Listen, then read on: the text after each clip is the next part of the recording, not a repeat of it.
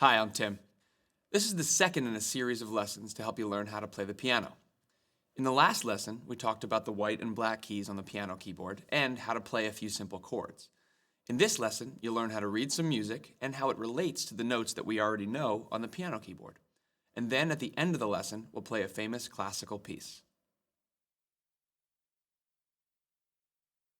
When you're first learning a song on the piano, it's helpful to have the notes written down so you can remember which ones to play and when to play them. When music is written down, it's called notation, and the most common type for piano is called traditional notation. Traditional notation is shown on a staff. The staff is simply a set of 5 lines used to separate notes. Notes are placed on the staff using these lines and the spaces between them. There are 2 staves commonly used to show notes from different ranges of the piano keyboard, one for the high notes, another for the low notes. For this lesson, we'll focus on the high notes played with the right hand. The symbol at the beginning of the staff is called the treble clef. It tells us that this is a treble staff, which contains the notes from the middle of the piano keyboard going up. The notes on the treble staff begin with the bottom line, starting on E. Then the space above that, which is F. The notes continue on up the scale. G, A, B, C, D, E, and then the top line is F again.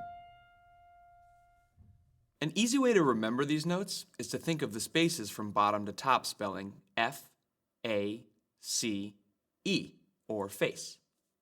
You can also think of the lines with the phrase, "Every good boy does fine," where the first letter of each word helps you remember E, G, B, D, and F.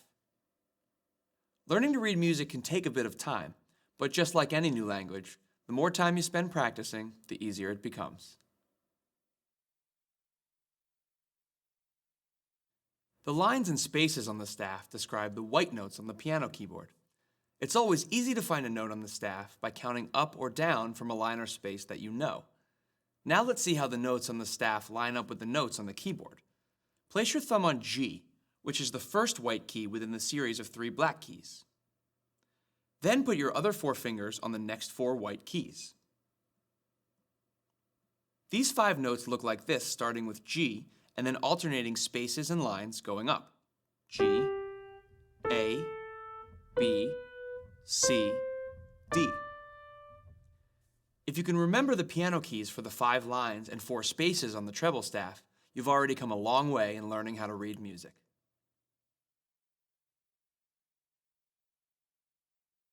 We learned how to play a few chords in the last lesson. Now let's look at how these chords are shown on the staff. Chords are written with the notes stacked on top of each other, so you'll know you're supposed to play them at the same time. Let's start by looking at a G chord on the staff. Remember, this chord is a set of 3 notes played together like this. The notes sit on lines above each other for the G, B, and D that we're playing. An F chord will look a little different than the G chord because the 3 notes that make up the chord, F, A, and C, are all spaces. As you get more familiar with notes on the staff, you'll start to recognize the way different chords look, making it easier for you to read and play music.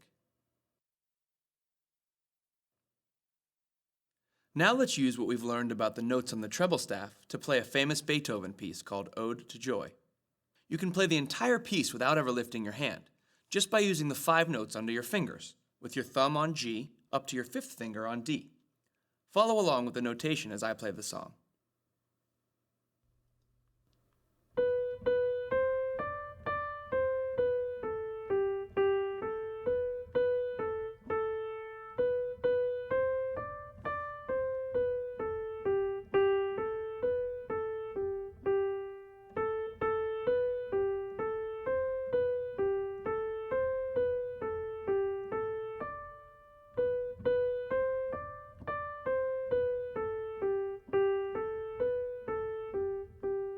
This time, play along with me. Try to keep your hand in the same position with 1 finger on each note while you play. We'll take it slow. 1, 2, 3, 4.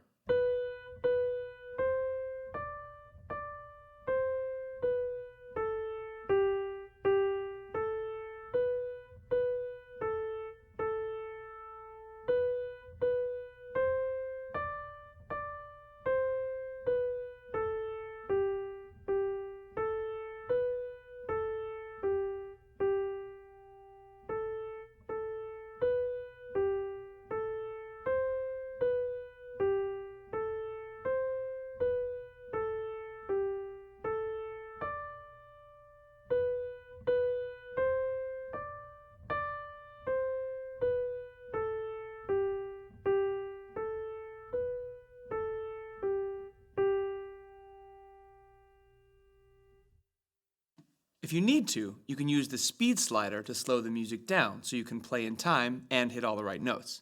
You can play it faster later on. Just make sure to turn the speed back to full when you move on with the lesson. If you want to focus on just one part of the music, you can use the cycle button to select the area you want to practice, and the section will play over and over. Once you're comfortable playing the song on your own, you can play along with a string quartet by going to the Play Song section of the lesson. Have fun, and when you feel comfortable reading the notes on the treble staff, you can move on to Lesson 3 to learn more.